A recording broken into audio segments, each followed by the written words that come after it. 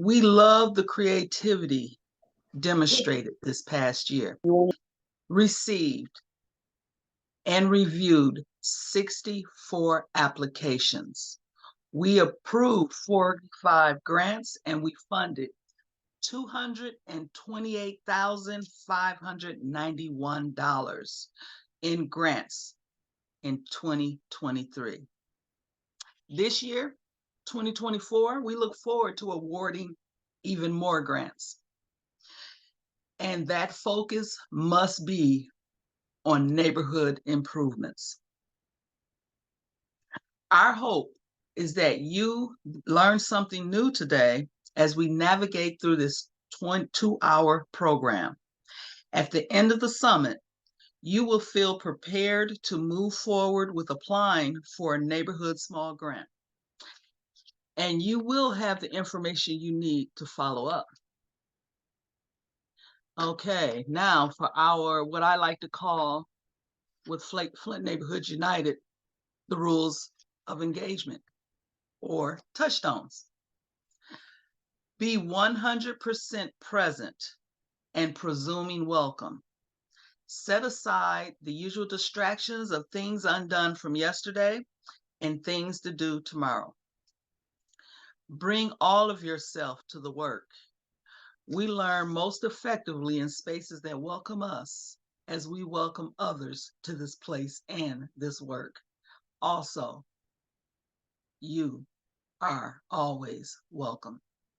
Listen deeply. Listen intently to what is said. Listen to the feelings beneath the words. To listen another soul into life is a condition of disclosure and discovery. It may also be the most greatest service that any human being does for another. Listen to yourself also. Strive to achieve a balance between listening and reflecting, speaking and acting. Always by invitation. It is never do or die. You will be invited to share in pairs, small groups, and in the large group. The invitation is exactly that. You will determine the extent to which you want to participate in our discussions and activities. No fixing. I'm going to repeat that one. No fixing. Each of us is here to discover our own truth, to listen to our own inner teacher, and to take our own inner journey. We are not here to set someone else straight or to help right another's wrong. We're not here to fix or correct what we perceive as broken or incorrect in another member of this group. Suspend judgment. Set aside your judgments by creating a safe space between judgment and reactions. We can listen to one another and to ourselves more fully, and thus our perspectives, decisions, and actions will be more informed. Identify assumptions. Our assumptions are usually invisible to us, yet they undergird our worldview and our decisions and actions. By identifying our assumptions, we can then set them aside and open our viewpoints to greater possibilities. Speak your truth. Say what is in your heart. I'm going to repeat that one again. Say what's in your heart, trusting that your voice will be heard and your contributions respected. Your truth may be different from, even the opposite of, what someone else has said. Speak your own truth by not debating with or correcting or interpreting what someone else has said. Own your truth by speaking only for yourself and by using I statements. Respect silence. Silence is a rare gift in our busy world. After you or another has spoken, take time to reflect and fully listen without immediately filling the space with words. Maintain confidentiality. Create a safe space by respecting the confidential nature and content of discussion held here. What is said in this circle remains in this circle. When things get difficult, turn to wonder. If you find yourself disagreeing with another, becoming judgmental, shutting down in defense, try turning to wonder. I wonder what brought her to this place. I wonder what my reaction teaches me. I wonder what he's feeling right now. Last but definitely not least, embrace possibilities and be bold. There are no bad ideas. Don't be afraid to try new things. Thank you. And again, welcome everyone.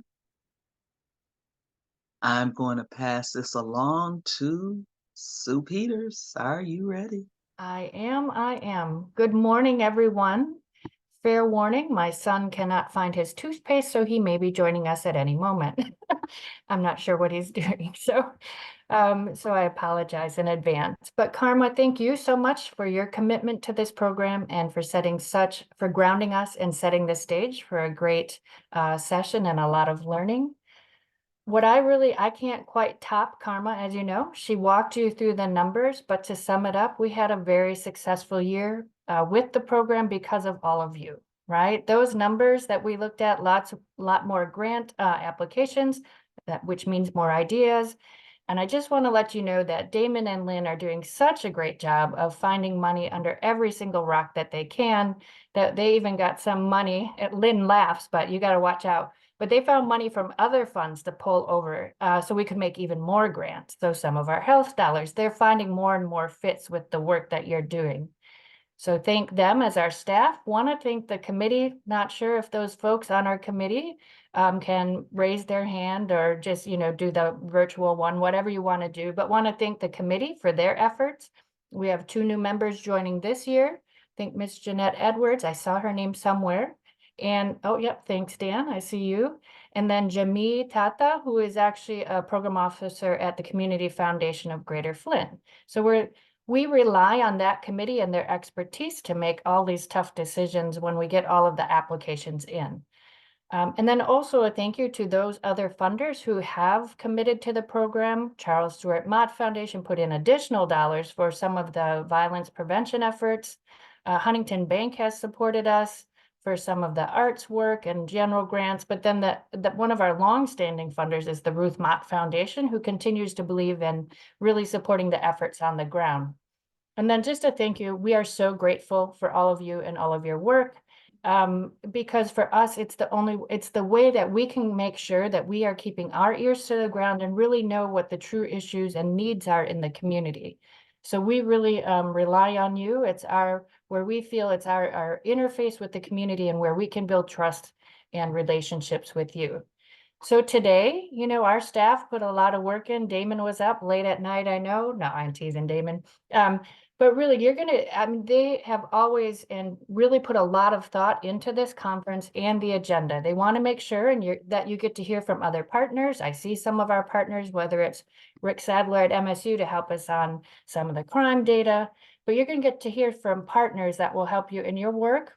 You're also going to get to hear, if I can read my notes, you're going to get to hear from each other, which I think sometimes is the most important lessons, right? To know of what is going on.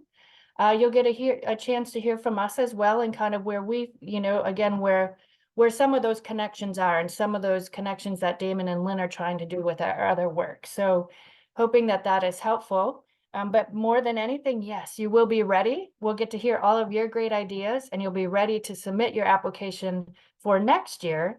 Our staff are ready for that. They love to work with you one-on-one, help you in any way, shape, or form to make your idea a reality, because we know that what needs to get done in your community better than us. And then one last story I wanted to share that has come up over the last year, that our interim leader is Mark Miller, but I think all of you know now that Dan Kildee will be our leader as he gets ready to transition. And my hope is that we will just double down on this work. So, but Mark told a story that there was a donor that was driving through the neighborhood and saw a cardboard sign posted on the telephone pole that said, "Thank you, Community Foundation of Greater Flint, for helping us make our park." And there was a donor driving around, saw that sign and said, "What does that mean?" And then realized that it was a thank you for a neighborhood small grants grantee that had been able to make a project come to reality. Fast forward, that donor has created a fund at the Community Foundation and has donated to this program. So thank you again, that your work speaks volumes for us, helps us keep track of community need, but also helps us make the case for investing more in your great work. With that, I wish you, I hope you have a great conference and that you get, not conference, but get all of your questions answered. And if not, we will be here to help you answer them. And I look forward to working with you again another year and seeing what we can get done. Thank you. So Damon, I think it's off to you, right? Yes, that is correct. We'll get All right. started with the bulk of our programming today. Thank you, Sue, Yeah. for those words. And I want to take some time also to give you a shout out and say I appreciate your support, the leadership that we get organizationally from you. And then also Karma. It's not an easy task to chair that neighborhood small grants committee. The numbers that she gave you, it takes a lot of work to parse through all of those, make good decisions, and then get those dollars out to community. It's not something that we do on our own. It's not just picking winners and losers. There's an evaluation process and it takes a lot of work. So I appreciate, Carmen, your help with that and Sue, your leadership in that regard. What we'll do today, there's going to be some presentations. We'll share some good information in terms of data, organizing strategies and so forth. We'll be hearing from Daquan Allen from the city of Flint, Joel Arnold and Kristen Stevenson from Flint Residents for Stronger Neighborhoods, and then Rick Sadler from the Department of Public Health and Family Medicine at Michigan State University. After we do that, we'll move into our marketplace where we'll break into rooms and all of you, the participants, can share with one another a resource, a challenge, or just a general update. We'll have some time for that. We'll also go through our grant guidelines, what we're looking to highlight this year and support. Some of these things I'm sure you all are familiar with, so I won't read that verbatim. We'll just go over that and I'll share my information. So if you have any secondary questions or follow-up questions, I should say, you'll have a mechanism to do that. So that being said, I'm trying to be quick so I can make sure we give our presenters all the time they need and give you all time to convene with one another. Let's start with Daquan Allen from the city of Flint. Daquan, are you ready? Are you ready to get rolling? Yes, I am. Thank you. All right, good morning. I am Daquan Allen, a neighborhood planner with the city of Flint. Welcome once again to the Connect the Blocks Flint Neighborhood Summit. I am truly honored to be able to speak on this platform.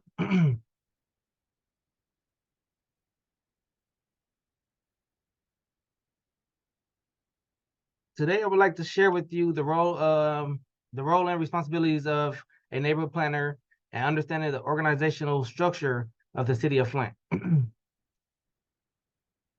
Here is a chart to help understand the organizational structure of the city of Flint. We are following a strong mayor-council form of governance where the residents elect their council and mayor. And usually the city council is responsible for creating and passing laws and ordinances, while the mayor holds executive power and control of administration functions. And I am a neighborhood planner right out of this department, planning, zoning, and parks. Our planning team make efforts to sustain our community, and my focus is to work with communities to develop plans to improve the quality of life, address issues, and promote sustainable development within neighborhoods. Usually I'm multitasking many projects, overseeing tasks, planning assignments, and preparing reports.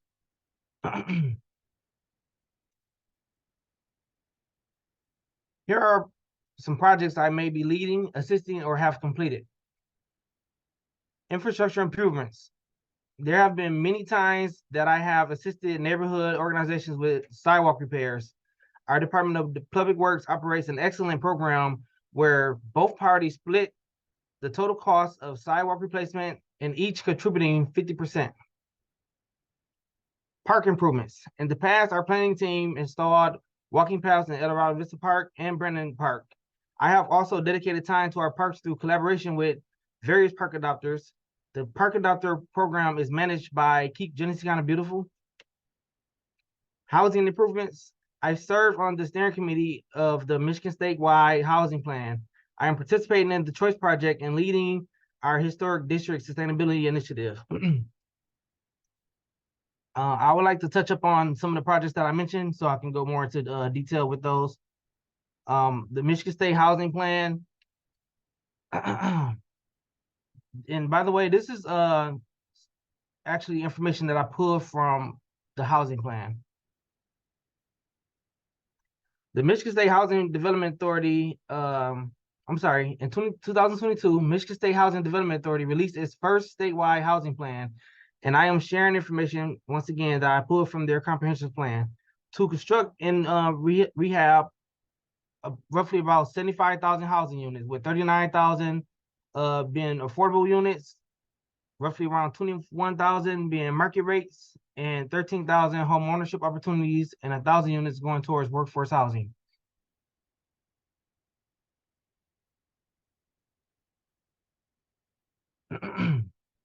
I'm not sure how many of you are familiar with the Choice Neighborhood Initiative, but one Choice project is under development as we speak.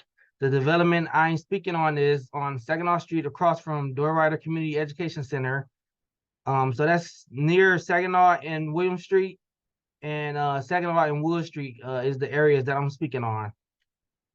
For our first Choice Neighborhood Initiative, the city took the lead as the primary applicant, and now we are providing support to Flint Housing Commission, which is spearheading the current Choice Neighborhood Initiative, which is now in its planning phase and being referred to as the Northeast Flint Community Plan. The boundaries of this area stretch from Carpenter Road to the north, Stewart to the south, Kyle Road to the west, and Western Road to the east. Choice Neighborhood Initiative is a federal program through the U.S. Department of Housing and Urban Development, which we call HUD. The Choice Neighborhoods program is centered on 3 core goals: to transform distressed public and assisting housing and energy efficient mixed income housing that is physically and financially viable over the long term. Goal 2, to support positive outcomes for families who live in the target developments and the surrounding neighborhoods, particularly outcomes related to residents' health, safety, employment, mobility, and education. And the third final goal is to transform distressed, high poverty neighborhoods into viable mixed income neighborhoods with access to well-functioning services, high quality public schools and educational programs, high quality early learning programs and services, public assets, public transportation, and improved access to jobs.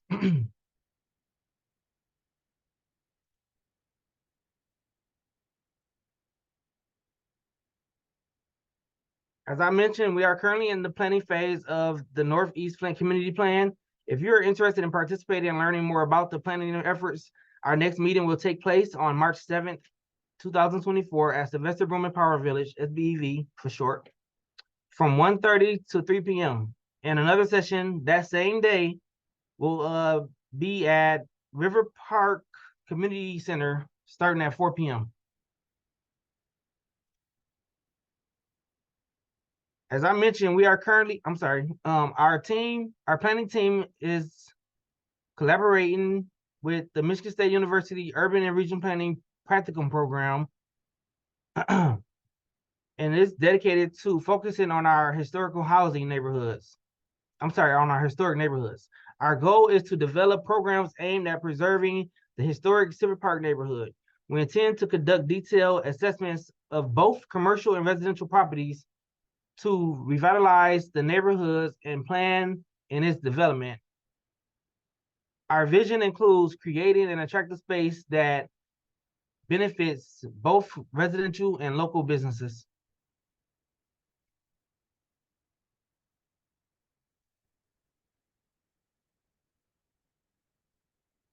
Here are some final tips and takeaways.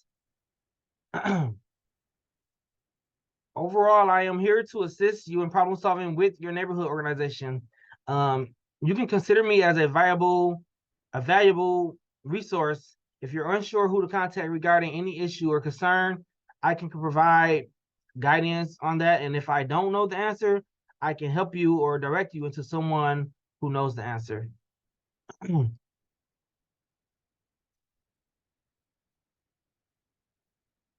Thank you for your time. This concludes my presentation, and I would like to now open up for any questions.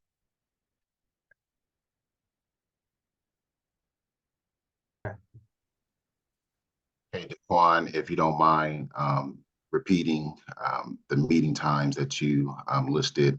I think it was your second and last slide, but if you could repeat those, that'd be great. There was something in the chat regarding that. Okay, the meeting times. The meeting times will take place March 7th, 2024 at Sylvester Broom Empowerment Village from 1:30 to 3 p.m. And there will be also another meeting that same day, March 7th, at River Park Community Center starting at 4 p.m.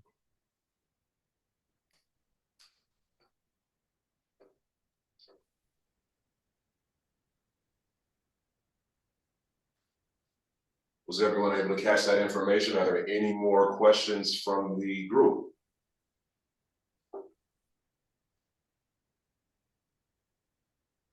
All right, well, it seems like that's a no. Again, Daquan will leave his information in the chat. Thank you so much, Mr. Allen. It's good to know that we have a partner from the municipal side, the city of Flint, and it's good to know that they have some initiatives that align with the work that you all are doing as well. That being said, I guess we will move on to our next presenter, and that would be Joel Arnold and Kristen Stevenson from Flint Residents for Stronger Neighborhoods. Really looking forward to the information you're going to share. I don't know why. I feel like I'm a host bringing up the next guest. So show your love, I don't know, for Joel and Kristen. Thanks again, Daquan. Thank you. Well, thanks so much, everybody. And thank you, Damon, and the team at the Community Foundation for the opportunity to speak here today. My name's Joel Arnold, and with me is also Kristen Stevenson. And we're both part of a resident group here called Flint Residents for Stronger Neighborhoods. So I'll talk a little bit, just a brief intro. Kristen will kind of go through some of our early sort of organizing work and initial sort of reasons for essentially establishing as an organization. And then I'll kind of talk through what we're working on today as well, and how, if you're interested, you can get involved. So can everybody see my screen all right? Yeah. Perfect. All right, so what is this group, right? So Flint Residents for Stronger Neighborhoods, we say our mission is to advocate for quality, effective urbanism in the city of Flint. And so what does that mean when we say that? We're not a group that's targeted at any specific neighborhood or geography, but we really focus on advocacy, policy advocacy work around the city. So specifically, this means that we advocate for policies and developments that improve walkability, public transit access, and allow people to live diverse types of urban lifestyles in our city, right? So it's all about choice. So this can mean lower density neighborhoods with larger lots and access to public transportation and neighborhood centers in walking distance, or it can mean high density neighborhoods of row houses, townhouses, apartments, and more with a diverse mix of uses, really with the understanding that we need to provide our neighborhoods with options of how to live, whether that's in a detached single family house with a driveway, a duplex like what I live in, a row house, or an apartment building, kind of the things that set our city apart and our strengths that Flint has that surrounding suburban communities don't have. So really an organization designed to play to our strengths, what makes a city a city. And so what we've focused on since we started back in late 2021 has been a couple key policy points. We worked on advocating for the passage of Flint's brand new zoning ordinance, advocating for a concept called complete streets, working with the state on the I-475 redevelopment, supporting the Department of Community and Business Services' recent commercial corridor rezoning. Our MTA bus system is doing a complete redesign of all of our fixed bus routes, and also smaller things like just providing letters of support for new development. So I'll pass it over to Kristen, who will talk a little bit about the work that we did, especially around getting the city's new zoning code adopted. Yeah, so I'm going to talk about, like Joel said, the zoning code reform and kind of the steps that we took and the timeline and what that looked like. Just kind of to give an example of really the first ever initiative that our group took on that was in like our first one and our successful one. So 1 for 1 for us, which is pretty exciting. But I think, you know, initially the group came together and we really had a lot of conversation about different interest topic areas. Like Joel mentioned, a lot of the thing on the last slide, a lot of the things that the group is interested in changing or making reforms to. But you know, it's really about let's identify one thing that we can coalesce on and really put our energy towards. And that was where the group identified our priority issue initially to be the zoning code reform and getting the zoning code adopted. And so we were able to really focus our energy on that and be able to identify who do we need to speak to in city leadership, who are our allies, right? So like it says here, council members, department heads, other neighborhood leaders, folks who weren't already engaged with us, who do we need to bring to the table to be a part of this discussion to help us, you know, move our objective forward. And so then amplifying the issue, of course, you know, starting where it has broad support was definitely key to try to make to show specifically the decision makers, which is city council, that this is important, that community actually cares and wants to see wants to see them make a move. And so then it coupled with being persistent. So I think our group really was trying to be, you know, right. I'll talk a little bit more on the next few slides about just going to council meetings and being really urgently speaking to leadership as much as we could about this issue. So moving on into the timeline, really starting in November is when the group started. We really started meeting, and we were able to kind of say, okay, we're going to focus on getting the zoning code passed, which had been written for about 5 years at that point, and just really needed city council to vote on it and pass it. It was the first zoning code, as many of you know, it was the newest zoning code the city had written in over about 30 plus years. So it was kind of in our minds a no-brainer that city council needed to pass the zoning code. It was overdue. So starting in January of 2022, we started going to city council meetings, advocating to them on public record, and then individual meetings as well. Like I said, talking to other neighborhood groups and holding meetings around how we can get what do we need to do to ultimately get this code adopted. Just again, consistency, and between January and April, really going to every council meeting. On the next slide, Joel, continuing in April, we're able to bring a large group of folks to city council, where everybody went on the mic, on record, to really speak. We'll answer questions at the end. I don't want to distract myself. So we really were, like I said, just being consistent about bringing residents. We brought a huge group in April, and then in May, continued to try to have folks at every council meeting through July. And definitely, again, emphasizing this point that, you know, it's not important to just talk about one thing one time and that it's an important topic. Really keeping it on the agenda, I think, was crucial for us, in our opinion, and to our purpose of keeping it in the forefront of the council members' brains, and really showing that the public is interested in this, because, you know, that's their purpose, is to serve the public interest. And then finally in July, the council adopted it 6-1, the new zoning code.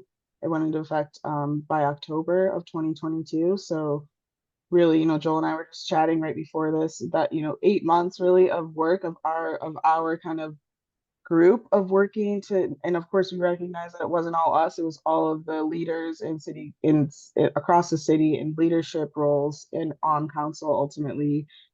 And I think and coupled with all of our efforts of really just keeping it in the forefront and trying to really show the council that this is something that community cared about and thought was important. So we're really excited to be able to show that. So moving on to the next slide. Oh, I'm sorry, I'm looking at 2 different pages, so I was getting myself confused. So then since then, in later in 2023, the new director of Community and Business Services, Emily Dora, was able to propose an upzoning of commercial corridors in the city. I think this is important to note because even our group recognized that, and I think the city staff at the time and current staff really understood that the zoning code that was written that we needed to see adopted wasn't perfect, but it was leaps and bounds beyond what we had before. And so we acknowledge that let's get something that's way better adopted, and then we can always make changes to it. And so excited to see, last year the new staff, working towards like how do we still make this a better code for our city to properly serve the needs of the residents. Um, with I'm sorry, I'm looking at the wrong, I keep looking at the wrong slides, my bad. So again, kind of like I've been saying, City of Flint really taking it up, really leading the efforts, staff leading it really even before we got involved. Myself included, as many as know, I was a staff person at the city. I think when I was no longer a staff person, it was exciting for me to get involved in a way that was just kind of a personal preference of seeing something move forward in Flint. So again, speaking strongly in favor of the reforms, and then ultimately, I'm sorry, I'm like completely off. I'm like not following the thing. I was speaking about two different things, but the reforms that were proposed were ultimately adopted by City Council in 2020, December 23, and some of the most consequential in the city's history of zoning reform, which is, of course, again, in part due to the residents who spoke out and demanded the change. So moving into the key takeaways, again, critical to involve people on the front end of advocating for policy. I think that is a huge conversation point that our group has all the time of really having as many people involved as we can. Knowing that it takes time, again, from 2012 when the process of even making the land use plan and the master plan to the adoption of the new code was, that's a whole 10 years, which is wild. And I think, lots of maybe folks on this call and not were engaged in this whole process. Trying to be persistent and have a coordinated message. That's really, I think, important for us as the FRSN is we, really coordinating what it is that we care about and really having sort of talking points so that we're all kind of saying the same things over and over again. And then building allies, of course.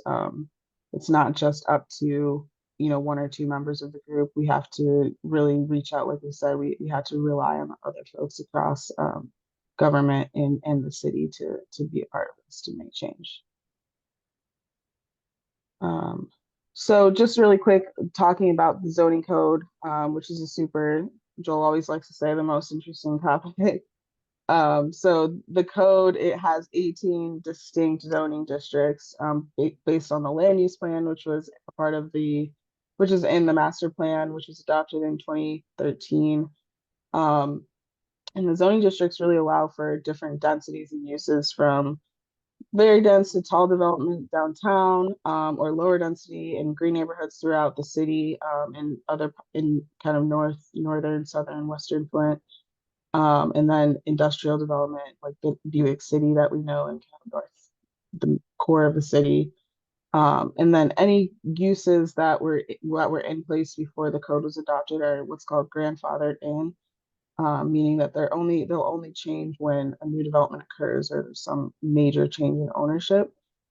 So if you have our favorite use, a liquor store, it's not going to change unless somebody buys it and changes it. You're not going to be asked to change that use because of that. So if you had that before, of course, the new code was adopted. So again, just really Joel's going to talk more about some of the other efforts, but I think this zoning code was a really exciting first step, like I said, for our group to see that like we could have a real impact, and that just a few residents coming together who care and we're passionate and willing to dedicate some of their free time to addressing an issue and really going to council and advocating for change was actually really impactful. So we're excited about that, and we kind of have built on that momentum since then. So I'll pass it back over to Joel.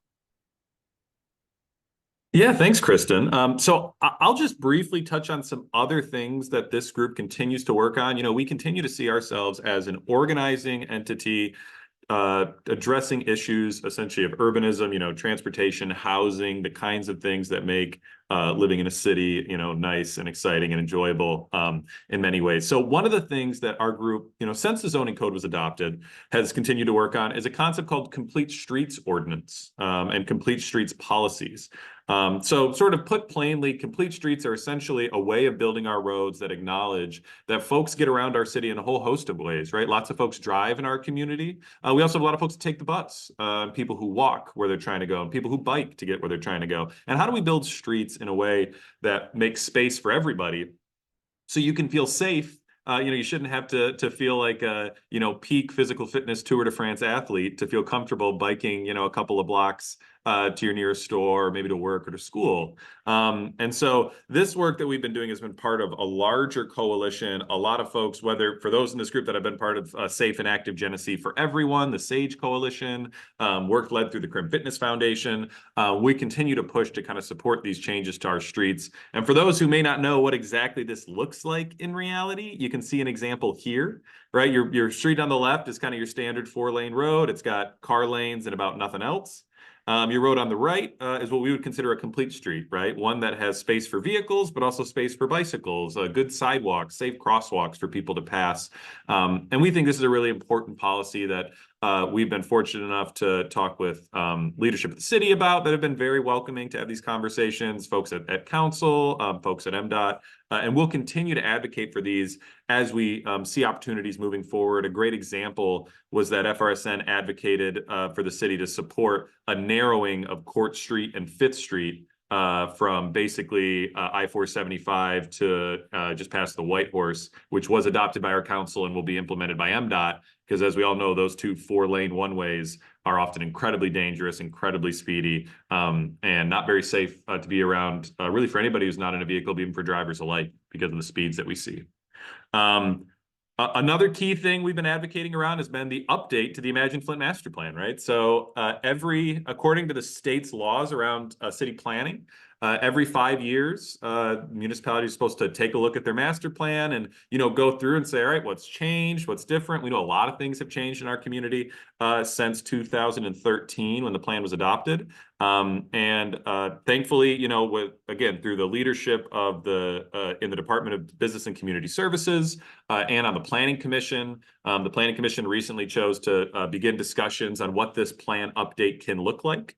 And again, what does the city look like now 10 years after the adoption of this plan? What kind of updates to that vision are needed to make sure that we're staying current and responding to community needs? And so if anyone's interested in being involved in supporting the work of a lot of great city staff and our planning commission in making this happen, FRSN meetings, you're always welcome to attend. We'd love to have you. Another key piece is implementation. One thing that is happening at the city now is how to, put a little bit of teeth behind the zoning code. Sometimes we'll adopt zoning codes, but I think as we all know, whether it's through blight in our community or through, whether it's speeding or anything like that, a code or a law that doesn't have any enforcement behind it is really more just kind of a wish. And so we know that the city is doing some work on how to make sure that our zoning code is actually enforceable. And we are here to be both advocates for that at a municipal level and also to support with things like public meetings and gatherings of neighborhood groups, however we're able to. And so one other thing that we've been trying to be intentional about is really upping our presence on social media. It is 2024. And while we have done things like flyering and lots of in-person meetings, coming to neighborhood groups, we also know that in order to make sure that we're updating people really quickly and in time-sensitive matter, that we've had to make sure that we upped our social media game. So if you're watching this and you're kind of curious about getting involved in issues around urbanism in our community, you can go follow us on Facebook, Flint Residents for Stronger Neighborhoods. We try and have at least a couple things a week up there that we think are material or relevant to our community, and also be responsive to messages that come in. So please go ahead, take a look at that if you can. It covers, we're only talking today about a small bit of what we're working on. Some other things that we've tried to do, right, is have some community conversations. So last year, we actually, thanks to the support of a whole host of community organizations, including FNU, Communities First, Habitat for Humanity, the Neighborhood Engagement Hub, and others, were willing to sponsor to bring an author to Flint who had just written a book called Arbitrary Lines about the history of zoning and changes to our city. Some of you may have come to that event. It warmed my heart that about 80 people were willing to come out on a Tuesday night to hear a book talk about zoning reform. And I think it's a testament to how people in the city know how the way we regulate our land, right, which is what zoning is. Zoning says every detail of what you can build and where and what you can operate every single place in this city. There's arguably no code that more directly impacts your daily life than the zoning code. If you want to open a business, add a garage, add an addition off the back of your house, repave a driveway, it's all going to be governed by this. And so we had a book talk last year, and keep an eye out for more this year. We're looking at bringing another author in 2024 to Flint to have a book talk. So just some last kind of things of what we've done really more recently. For those who are at the last, or maybe it was the February FNU meeting, the Mass Transportation Authority in our city is working on redesigning all of its bus routes across our whole community. And FRSN has been active in advocating, in particular, for a big policy goal of increasing frequency. It's Saturday, so if you go and try and catch a bus today, the bus comes once an hour. So if you go out to your sidewalk and that bus goes by, you're not going to see another bus for an hour. And we know that that disproportionately impacts members of our community who can't afford a car or high car insurance payments or maintenance. And so we believe that whether you drive, walk, take the bus, ride your bike, it should be as easy to get around this city for everybody. And that really advances social equity. We've been really intentional about providing letters of support for new developments that we think advance sort of this larger vision of housing choice, options, walkability. And for example, there's an image here of a development that the land bank is going to be breaking ground on here in the next couple of months on 5th Avenue, right near Hurley, which is 16 new townhouses in our city. The first time we've seen for sale owner-occupied townhouses built in our city in as long as I can remember. And again, we've worked with MDOT to really push on using this opportunity of rebuilding I-475 in a way that truly reconnects neighborhoods that were destroyed by the construction of I-475, right? Once they rebuild this road, you and I know they're not going to come back to it for 50 years. So this is a real once-in-a-generation chance, and we've been advocating with MDOT to use this moment to reconnect places as best that they can in order to rebuild our neighborhoods that were really destroyed and harmed by that road. And as I mentioned before, advocating for the update of the City of Flint's master plan. So I'll close here briefly. That what we try and do again is build on Flint's unique strengths. What is different about living in a city than living in a suburb or a rural area? And we know that's our diversity, walkability, public transit, cultural institutions, diversity of housing, diversity of people, race, ethnicity, all these kinds of things build on our strengths. And all of it, again, follows this mission of advocating for quality, effective urbanism in the city of Flint. And we believe that organized action, collaboration is the only way to truly work towards tangible change. So if you're interested in joining us or just want to know a little bit more, our next meeting is going to be on Monday, April the 8th at 6 p.m. at St. Paul's right downtown. We meet every other month because God knows people probably don't need another monthly meeting to attend.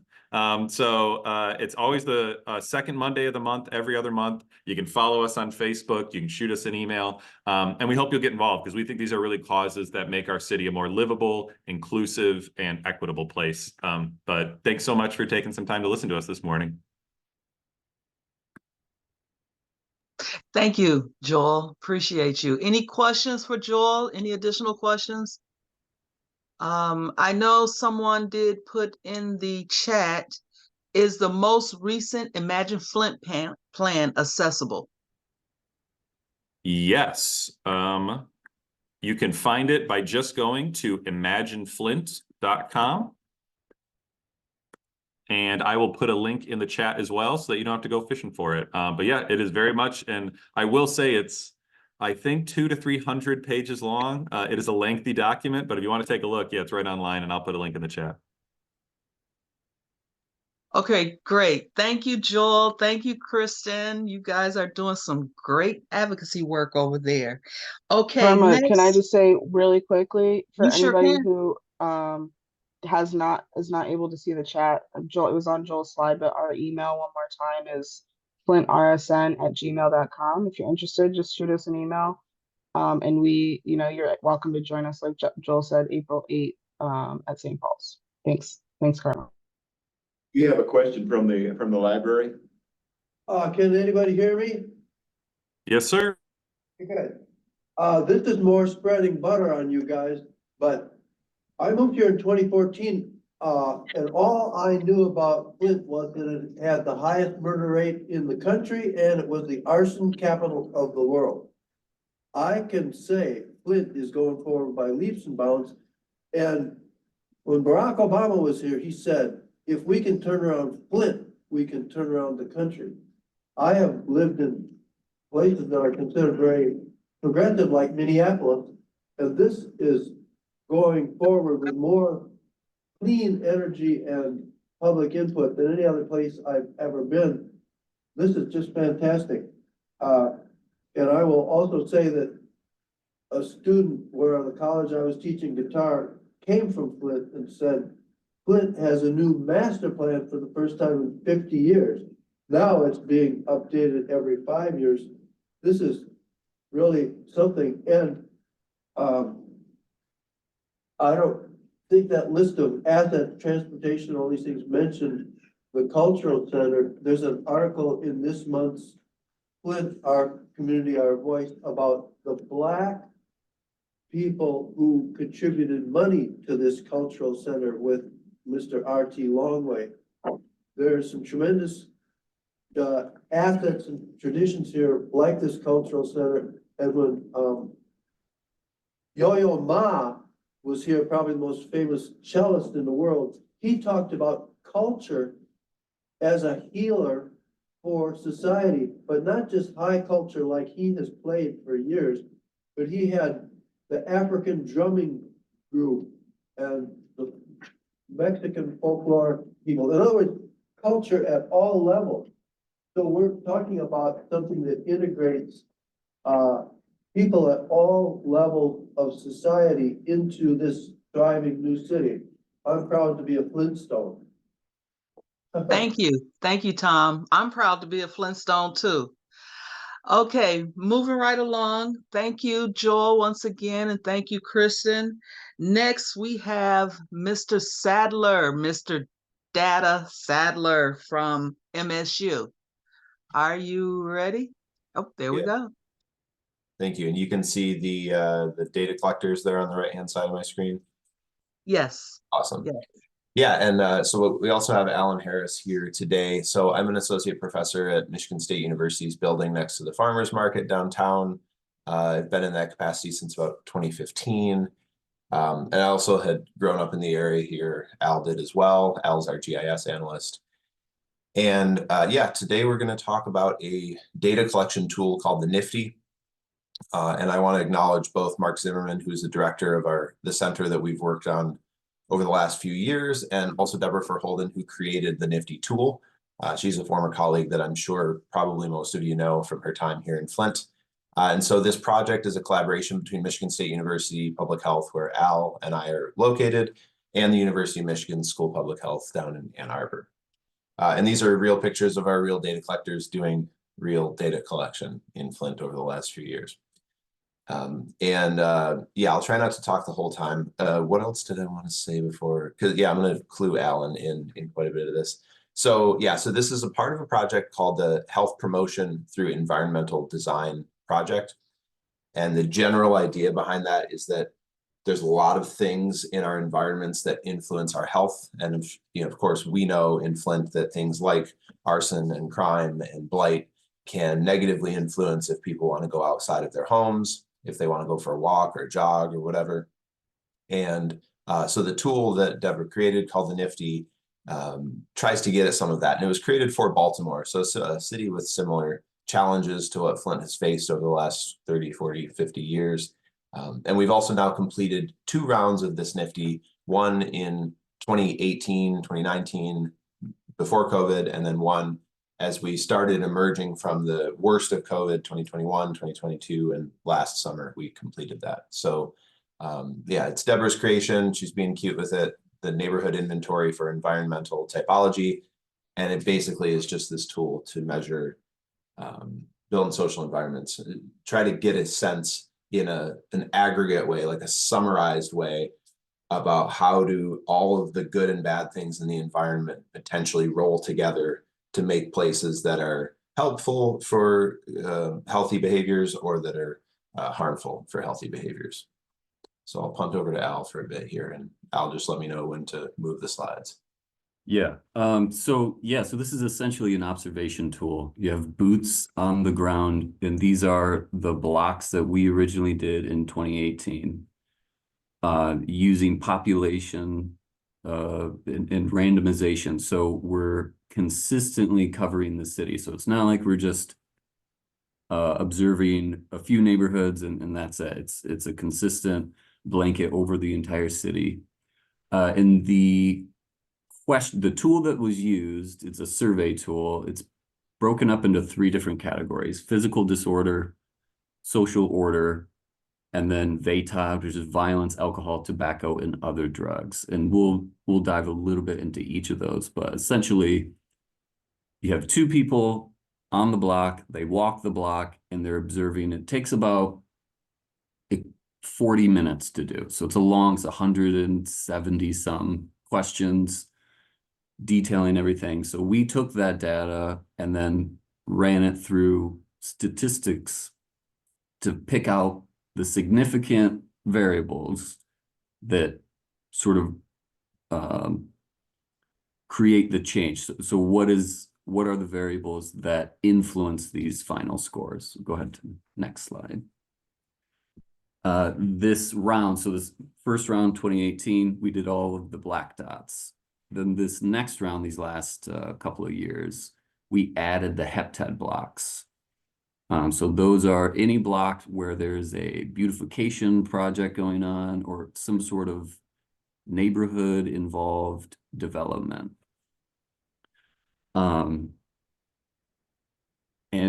so the 250 some blocks added to it, basically the result of that is you're getting a higher resolution of variables.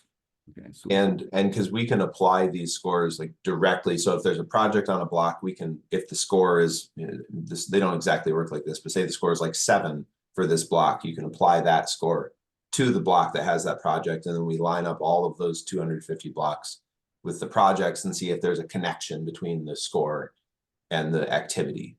But then we also have these maps that we'll be showing shortly that smooth, like the radar maps you'd see, or a precipitation map or something like that.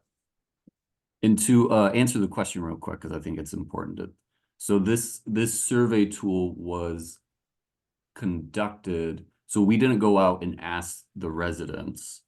It was just an observation tool. So we had raters that we hired using the buddy system. They go out to their blocks and on an iPad or on their phone, they would literally just answer the questions, because you're not talking to people, you're just observing what's happening. Yeah, it's like, is there litter? Is there a broken down car? Are there kids playing? Are there neighbors doing yard work? So it's like good and bad. Most people agree, like, oh, litter, broken down cars, broken windows, like those are generally on the bad side, and then like kids playing and neighbors doing yard work are good. So each of the scales kind of try to add up those potentially negative things or the potentially positive things. Go ahead to the next slide. Cool. So this is the physical disorder. So this list of variables is what controlled that final score. And that's what you're seeing here is the visualization of that. And Rick and I were also part of the rating team because these COVID years, we had sort of a revolving door of people available and hard to retain consistent work. So we got our butts out there and we're doing it as well. So you start to see that this map doesn't tell us anything that we don't know already if you're from Flint. But what it does, it quantifies what's happening. And hopefully this can be used as a tool for other organizations and just have a deeper understanding of what's happening. But as you can see, sort of a lot of the housing related elements could have a high influence on this sort of physical disorder.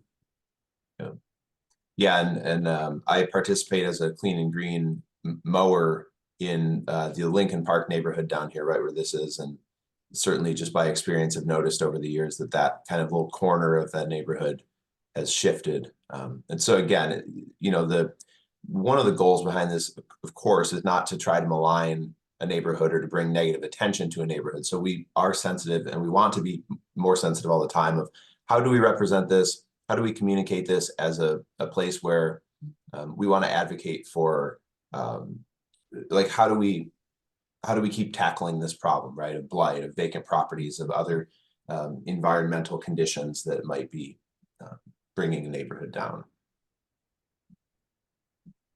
Next one. Next slide. Yeah, and Al will say there's an interesting kind of overlap here too, where this is physical disorder or blight, and then the next one, social order or like neighborliness, different scale. So it's not just the opposite. Right. And so, yeah, you might have a neighborhood with high physical disorder, but a lot going on socially. So, yeah, are there signs that are uplifting and positive? Are residents working on their houses, working on their yards? We did survey during the day and only during non-inclement weather to be able to capture as much sort of people moving as possible. So yeah, if there was most of the people that we would encounter were just in transit, they were just moving through that block, or if they just wanted to know what we were up to, and they would just sort of give us a short history of the block and things like that. So so that's social. It's really just what are people doing and how are they interacting with this particular block.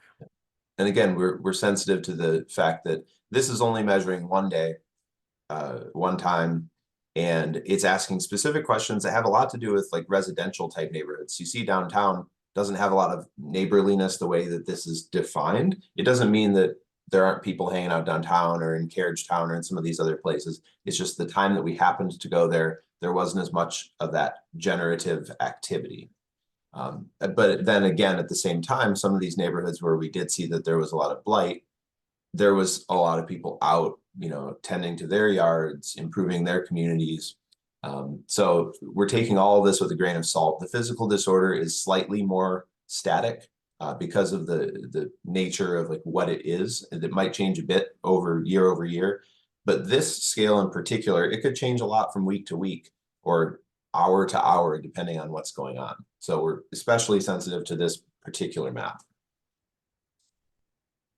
And then the last one, the VATA, the violence, alcohol, tobacco, and other drugs, that really just comes down to cigarette butts and tobacco products on the ground to, you know, even vape pens and things like that, empty beer and liquor bottles, and then also the visual side of alcohol and tobacco. So is there a liquor store on that block? If so, are there large signs promoting liquor and tobacco and things like that? So that all played a role in how these blocks were sort of scored.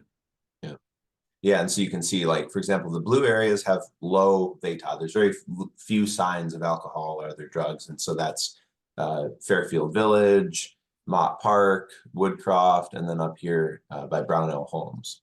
And then the opposite, the yellow being the areas with the higher signs of those things. And each of these measures are important because of how they connect to other kinds of public health related issues. So we use these as a kind of a starting point to understand, okay, should we be aware of other challenges in these neighborhoods?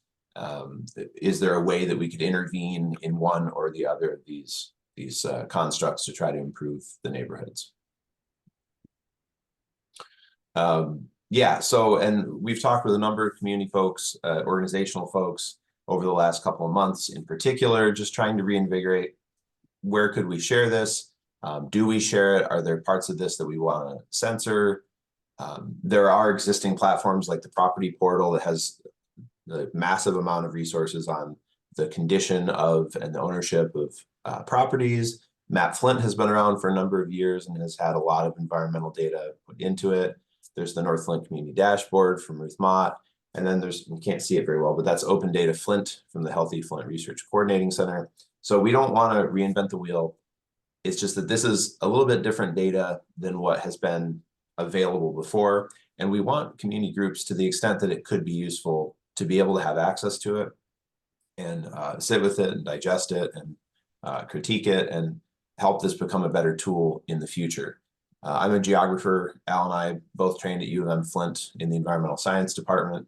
And so we have lots of other data as well, and we work on other projects. And so these other data sets around crime, where demolitions have occurred, where there's been community greening through the Clean and Green program. Another project we did with Dr. Verholden, where we created a healthfulness index, which is actually kind of similar to the NIFTY in some ways. We have all this other stuff that is potentially useful, especially for grant writing or for proposing different programs. So yeah, so in the context of our project, we're going to be linking this data to the HEPTED, the Health Promotion Through Environmental Design project, to see if there's a connection between these things. And then connecting this other data on that last slide. And as I mentioned, we want to be able to keep making this data available. One thing that came to mind, I actually just added these when Joel and Kristen were talking, thinking about the work that they and Cade Surface and many others did as a part of the Crim Fitness Foundation's Better Block installation last year. That kind of stuff is connected conceptually to the HEPTED project and to the measurement of the blight and the neighborliness and the drugs and so forth. So yeah, we can leave it there, and we'll make sure to scan the chat and I'll give you a couple of ways to reach me. I'm downtown at the MSU building next to the farmers market a lot, or you can usually find me in a coffee shop at some point. So yeah, just wanted to get some of this information out and kind of keep pushing this out. Any questions?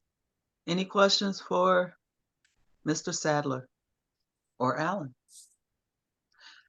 I know you mentioned something about where to house that information. And I do know that the Flint property portal is the one that's already in use by a lot of our neighborhood groups. So to throw that out there, I'm not sure who you would need to connect with at the city or at the land bank. Yeah, and But Melissa that and would be Christina, ideal. yeah, they've been really helpful in thinking about this and how it would fit or what parts of it could fit. Yeah, exactly, because of that. And I use that all the time in the summer when we're mowing as well. Right. Yes. I had a question in the chat. I was asking, when did they do the survey and to whom did you get the survey information from? Was it residents or, because I don't remember. Yeah, so I think Alan, he might have kind of tackled that a little bit, but so the idea behind the tool is that it's not given to a person, it's an observational, like an environmental tool. So you're just scanning the environment for, is there litter, is there a house that looks like it has broken windows or the roof is caving in, Are you finding liquor bottles, cigarette butts, and just all kinds of stuff like that? So you're measuring all of these things. And then we work with a statistician named Wally Wojciechowski at MSU, and he created these scales based on, and the math is weird, and even for me, I don't fully get it, but it's called a factor analysis. And so he looks for what clumps of these variables kind of drive together, like are connected to each other, and kind of predict what it is we're looking at. So whether it's the physical disorder, the social order, or the VATOD, amongst each of those clumps of variables, which ones kind of add up the most logically, I guess. And you said this information is on the Flint property portal? We've been talking with folks at most of those groups of the property portal, Map Flint folks, and trying to figure out where it could fit, because you know, in some way we don't want to just put more data out there that reinforces negative stereotypes of neighborhoods. In particular, like when Alan was showing the physical disorder, you know, we know where our neighborhoods are that have vacant houses, that have houses that need to be demoed, where there's dumping. And, you know, so we want neighborhood groups to be able to use it, but also package it in a way that it's sensitive of those concerns. Thank you. I appreciate you saying that, Mr. Sadler. Yeah, thank you. Any more questions for Rick? Looks like we have a hand raised from Kate. Go ahead, Kate, with your question. Hey guys, thanks so much. I was just wondering if people do want to use it as a one-off basis, if some of these organizations would like to reach out to you for specific sets in the meantime while they don't live on a platform. Is that something you would be open to having happen? Yeah, definitely. Great. And one thing that we can do as well, I think, and I had a map that was showing like the crime rates and the demolition rates that was packaged by basically by neighborhood, like by census tract. And that's usually a kind of an even easier way to package these kinds of things, because then you can line your neighborhood up against another neighborhood and say like, oh, okay, like we have a lot more disorder. We have more signs of alcohol and drugs on our, you know, littering our streets and so forth. So we can package these things as well to meet the needs of community groups. Wonderful, thank you. Okay, so any of the community groups that would like to connect with Mr. Sadler, you have his email address. Yeah, and I'll drop it. You want to repeat it for the ones that are not able to, yes, there we go. Yep, it's in the chat, and it's just Sadler R, so SADLER R at MSU. All right. Okay.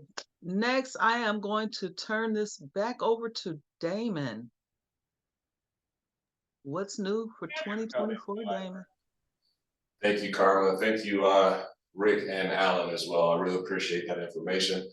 Someone even mentioned in the chat that this is the type of data that'll help drive some of the neighborhood projects and some of the work that's being done. So that was really the intent of our run of speakers today, to give you some data to empower you to make you know, different decisions, or just make more informed decisions in some of the work that you're tackling. So again, thank you to all of those speakers. It's 11:16. One of the things that we like to do is start on time and end on time.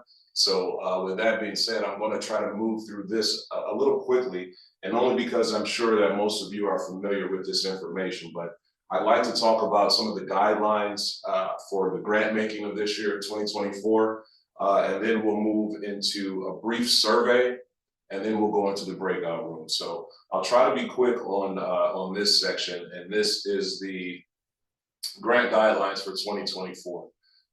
One of the things that we want to highlight is here where we're seeing what the different tiers of the awards are.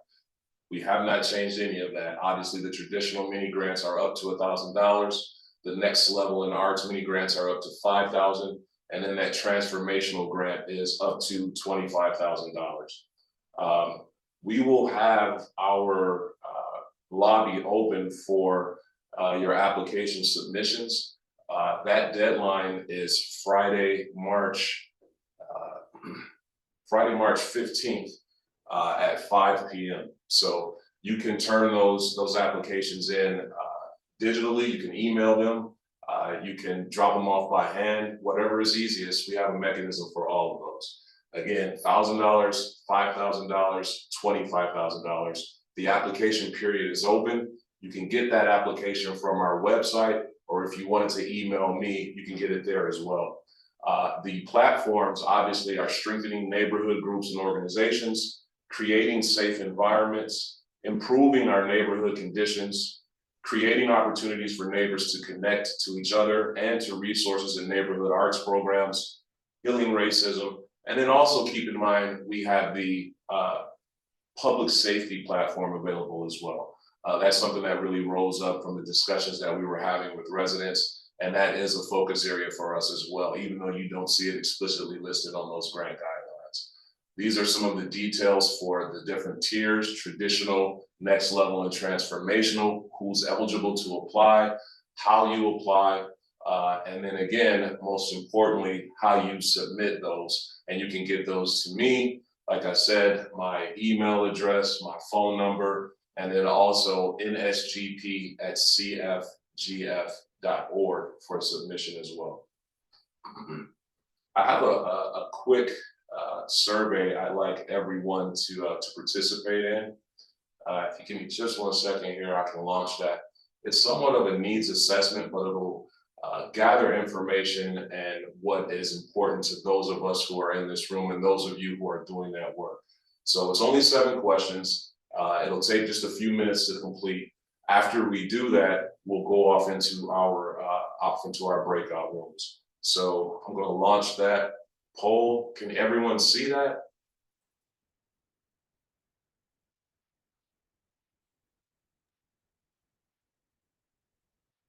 You can see it, Damon. Yeah. So just take your time. You can go ahead and answer those. I'll give us about 5 minutes or so to address those questions, and then we'll come back and hit our breakout rooms. I'm trying to make sure that we have time to get together. It's 11:30. Why don't we go ahead and run those breakout rooms? We'll probably have about 4 rooms. The goal is in those rooms to share a resource, an update, a collaboration opportunity, or a challenge that you may have had. A resource, an update, a collaboration opportunity, or a challenge you may have had. We'll probably take about 20 minutes or so it gives enough time for everyone to talk. And then when you get in your breakout rooms, select someone that when we come back, you can share with the group. Hopefully we'll have time for that as well. So I don't know if we had those breakout rooms loaded up. Moses, can we rock now? Or do I need to? Yep, 20 seconds and I'll get everybody in and we'll play some music while we wait. My man, let's get it. An update, a resource, a collaboration opportunity, or a challenge you may have had. Sherry, if you didn't get to submit, I will launch it again near the end and we'll try that. So it looks like we've got everyone back from the breakout rooms. It's 11:55. I really did want to give us all a chance to maybe report on what happened in those rooms. But again, we like to start on time and we like to end on time. So I'll make those results available. This event will be published on our YouTube channel. There's one more collection I'd like to run here, and that is just a quick 1-word survey, right? How do you feel? What 1 word best describes your event experience today, right? We'll take this and put it into our planning for next year. We may be in person next year. We may continue to do it virtually, but we'll lift that up throughout the year as we talk with you all. So just go ahead and try to complete this question here. And thank you all. Thank you for participating.